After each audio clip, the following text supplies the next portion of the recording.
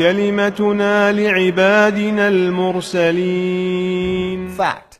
Our government armed Osama bin Laden and the Mujahideen in Afghanistan and created Al-Qaeda. Fact.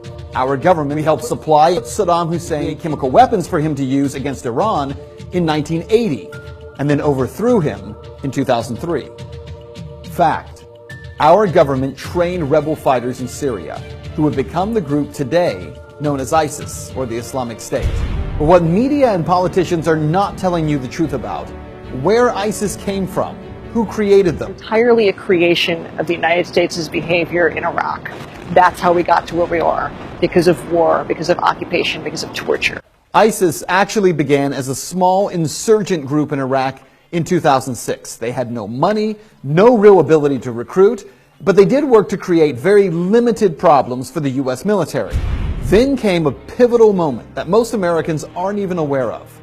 Within just a matter of weeks of that Syrian general making his plea for international help, the U.S., the Saudis, Jordan, Qatar, Turkey, and Israel began providing weapons and training and money to the so-called rebel Free Syrian Army.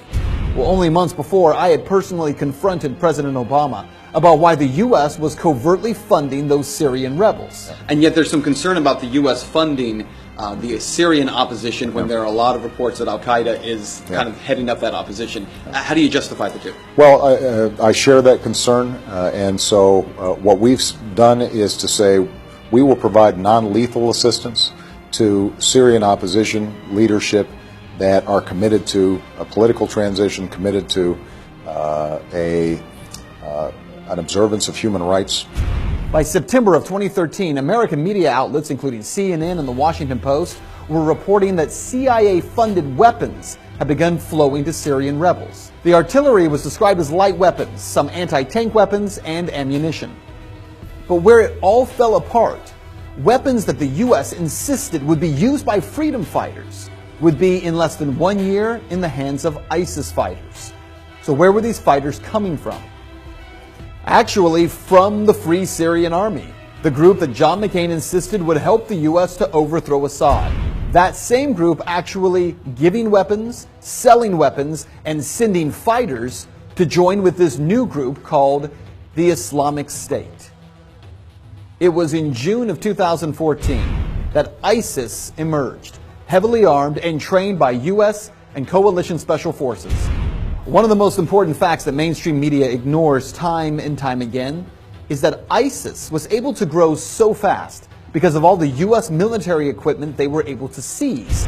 Truckloads of Humvees, tanks, and weaponry, even when the U.S. government knew that ISIS fighters were capturing that equipment. For crying out loud, these guys were posting pictures of themselves driving and standing on U.S. military equipment, making video of themselves with it.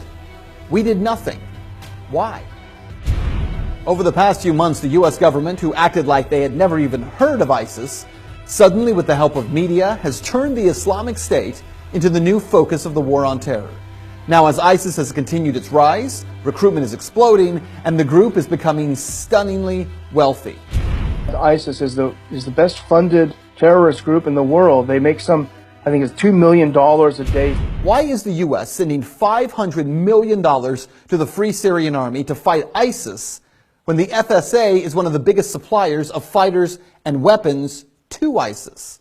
Why are we sending new and more powerful weapons to the FSA, like anti-aircraft missiles, weapons that we know will end up in the hands of ISIS? ISIS, of course, is going to now have anti-aircraft missiles provided by the U.S. and the Saudis. We're going to start shooting down, if they have the ability, passenger jets. Well, there are so many questions that we could ask. But let's just cut to the chase here, because what you need to know about this is that ISIS is not the creation of American inaction, which is what the media is going to tell you.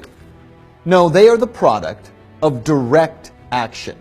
First, the action of creating a power vacuum in Iraq, and secondly, arming violent jihadists, hoping they would overthrow a leader in a neighboring Middle Eastern country. And it's time that we reject the destruction of people groups around the world for the sake of foreign policy that makes so-called defense contractors rich and perpetuates violence, death, and destruction of entire people groups. Because humanity is greater than politics.